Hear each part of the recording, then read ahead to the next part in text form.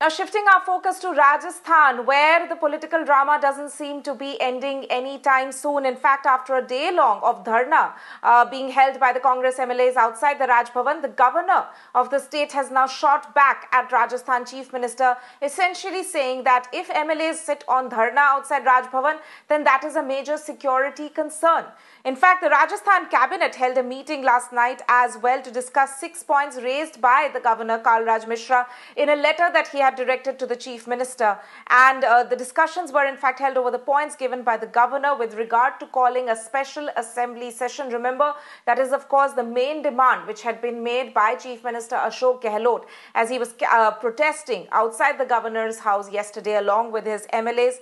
The meeting was held at the Chief Minister's residence last night, the cabinet meeting, which lasted over 2 hours. In fact, the Rajasthan governor has also in his letter shot back and hit back hard at the Chief Minister, essentially saying that he was hurt by Gehlot's camp's attempt to give constitutional principles a political color.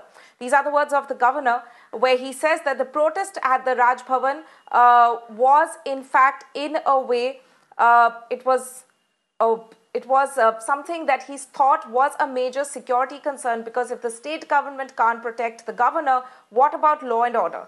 He also went on to say he was hurt by attempts to give constitutional principles a political color, and what's the need to call a session if the CM has a majority? That is some of the points which had been raised by the governor in his letter.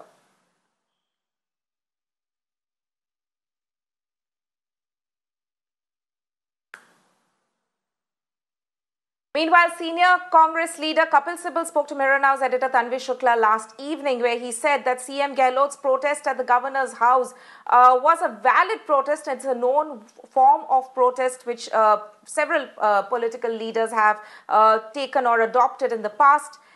This was done because there was no response that the CM got for his call for a special assembly session. Listen into what Kapil Sibal had to say. Is there a need to really push to this extent? The governor, after all, is a constitutional authority. Why go to such a drama, dharna kind of a route? Well, let me just explain, I think, the constitutional position to you. Perhaps you may not be aware of it.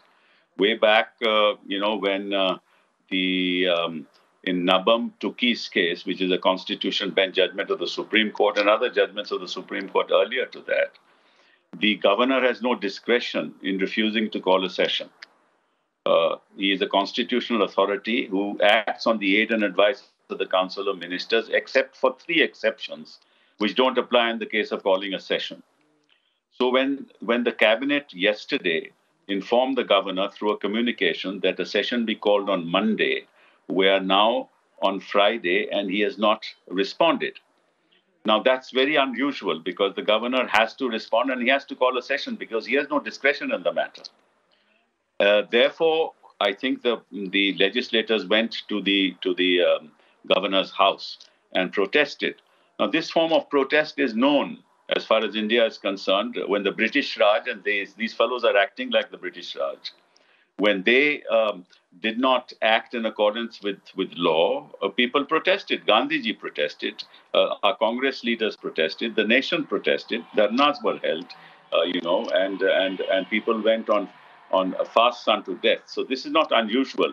When constitutional authorities who owe their allegiance to the Constitution and taken an oath to the Constitution, if they don't follow the Constitution, what else to be done?